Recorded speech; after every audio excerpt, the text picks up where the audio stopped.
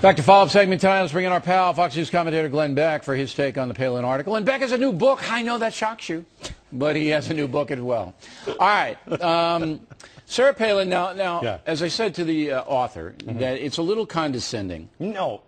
It's a little condescending. Why? Because it just assumes that, you know, all of these conservative women are a bunch of, you know, rubes who just got off the covered wagon. But it wasn't a hatchet piece. No, I don't think it was a hatchet piece. Give it to me. I don't think it was a hatchet piece. But I agree with you on the feminist thing. I mean, excuse me? Do you know how strong of a woman you have to be now to be a stay-at-home mom? Against the tide, the avalanche of everything that's going on? To stand by your principles, to stand by God? Today? That's the pariah position. If you do that, you look like this. They put you on this cover. Have you ever seen Barack Obama made like that? I mean, Barack Obama is practically the Messiah. He's the Messiah. Yeah, and they shoot him like the Messiah. They put the light behind him and everything. Yeah, but this is mocking. One thing I didn't mention to the Newsweek author was heavy abortion content in here.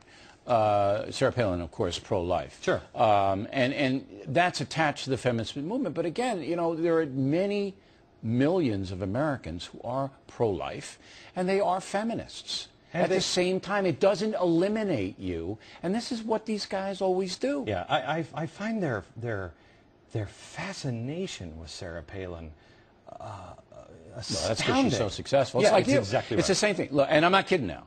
Beck and Palin are close. They don't know. They can't. How is this guy successful? Yeah. How is that woman successful? And they kind of look. Drives them crazy. I know. And I have to say, I'm with him on you.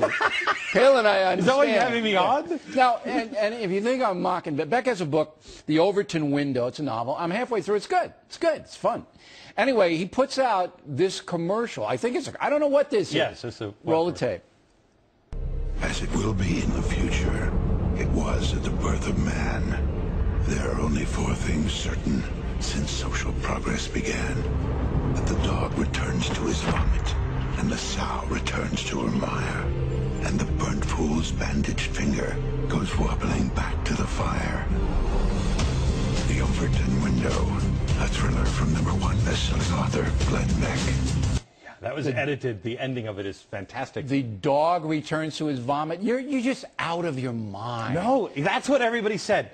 Bill O'Reilly, that's what everybody said. If that poem plays a big role in the book. But nobody knows that. They just say the dog returns. That's Rudyard Kipling. Famous poem. But they're not going to know that. All they have to do is Google. All they had to do was Google. Don't you understand? They did no research whatsoever. They all came in and said, this poem doesn't even work. It doesn't make sense. It's crazy. It was out of context. It is crazy. The greatest joy of my life to say that was just Rudyard Kipling. That's you're such a snob. You're such a. But I'm telling you, you throw stuff out. If she does something like that, it's crap. If I did something like that, it's crap. If Rudyard Kipling, give him a Nobel Prize. He's a genius because he has a lot of different meanings that you don't have. But what I'm trying to tell you is, I'm sitting in my living room, okay, and I'm watching the Kardashian sisters, all right, or whatever I have on. Sure. And that nutty thing comes on. I'm going, he's crazy. Oh, you read it's the copybook. I think it's the copybook. That's a TV spot, heading, right? Yeah. You've got to go online and search for that poem. It is the greatest poem. It's the greatest. And he wrote it during the Wilson era when progressivism was going crazy. Wilson again with the Woodrow. Will you just kill him in the novel, Wilson, and get it over with? Think about digging him up and then what just is punch wrong him in the with bones. you? This is what I'm talking about.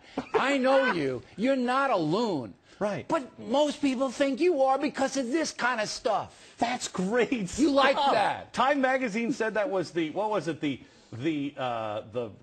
god of all book promotion commercials or something like that. It was great. All right. Now, and it drove the left as I said, nuts. All right. I'm liking the book, as I said. Is there a point to this? I'm not at the end. So is there a point to this that you want everybody to take away? Those of us who are not familiar with Rudyard Kipling. Yeah, no. It's not a poem book. It's a thriller. And it is. I wrote it, actually. I started writing it 2 years ago and try to get people to think outside of the box. Think about what are all the things. This is not a fiction book. I call it a faction book. At the end, the last chapter has all of the things in it that are true. Because there's a lot in there that has already happened or is happening on the books. I just knitted a story around it Right. to show you. So it's to get you to think out of the box, and it's also to get you to be able to give it to your friends who you've got this close. They're this close. That's why I gave you the first copy, Bill. They're this close to getting it.